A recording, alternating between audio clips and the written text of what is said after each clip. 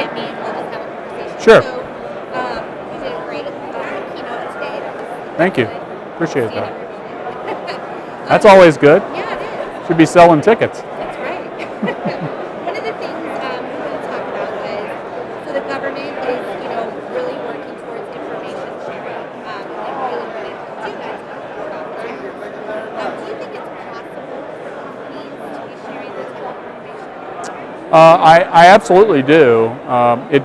The data just has to be autonomized, I think, and we've got to have the right kind of tools to ensure that we're not giving away anything that could be seen as IP effectively for the companies. But the reality is, my opinion, largely us big companies and frankly most of the SMBs are fighting the same problems. We're fighting the same bad guys largely, right?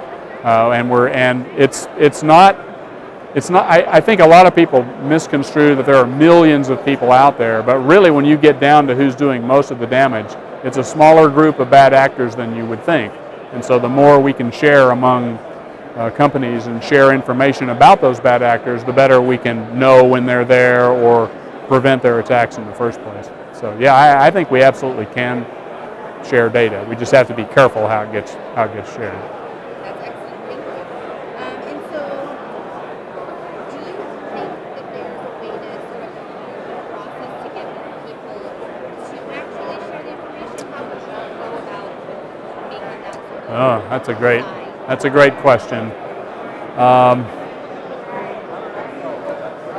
Off the top of my head, that's where probably the government could help us, because I think what most businesses get worried about is that the government will get a hold of their data, or that they'll end up in front of a Senate subcommittee hearing or something and have to answer a bunch of questions, where probably they could make it easier for us to get together in a room with the appropriate, I'll use the word non-compete, not being a lawyer, the appropriate things to ensure that we're more comfortable with sharing the information.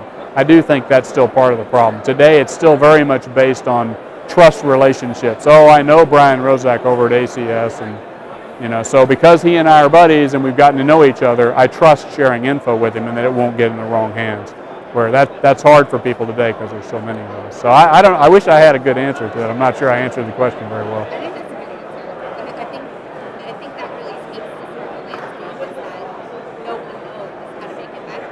Yeah. So we're still in this process. And part of the complication, I think personally, is that we're not just talking about the United States. Right? If it was just the United States, it would probably be not that difficult. But we're talking about global. I know for GE, and I don't know if I have the exact number here, but we do business in like 200 countries. Right?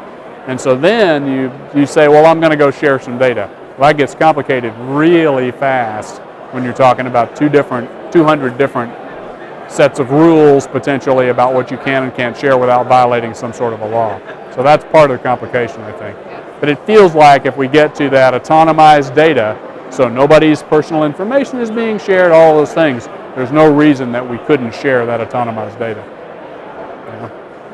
In theory, that sounds good. Yeah.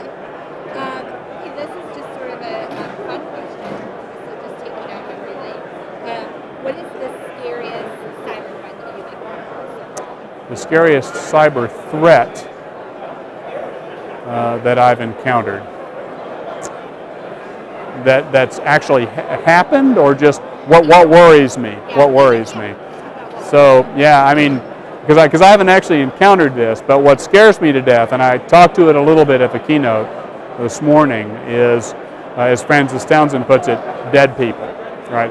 What we haven't seen yet really is something that would cause literally an act of war. Right? And I think it's naive of us to think that that's not going to happen. It's going to happen at some point, right?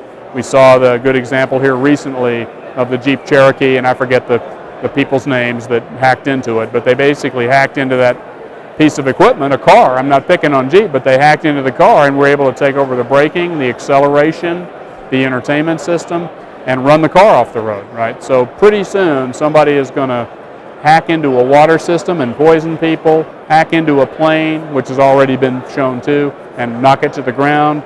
And we're going to have, and I hate it's somber, but we're going to have dead people. And when we do, that's what scares the, scares the crud out of me, right? That's what makes you lose sleep at night. And frankly, it all gets back to this information sharing and us understanding where our enemies and our bad guys are. Because I think sometimes us in business, we think, that's for the government to worry about. No, I think it's for us to worry about, right? Because we could be the key or the way that the bad guy gets in and gets over to what they need to. So that's what scares me. Yeah. That's the scariest threat. I totally agree with you. That report last week about the Department of Energy being hacked 159 times, that just shows all the vulnerabilities. Yeah. If they shut all the power down to New York City or Dallas or Detroit, right? If they just were able to take control of the power and shut down the power, even for 8 hours, I guarantee you we'd see some seriously bad chaos in that 8 hours, right? Absolutely. So that's the kind of stuff that scares me. Yeah. And hopefully it will take something like that happening for the government or all of us to sort of be a little bit more proactive. Yeah. I think we're trying to. The problem is that the technology moves a lot faster than the security. And so we're constantly in this state of catch-up, for sure. Well, excellent. Thank you. I really appreciate you chatting with me. Sure. Thank you very much. Thank you. Nice to meet you.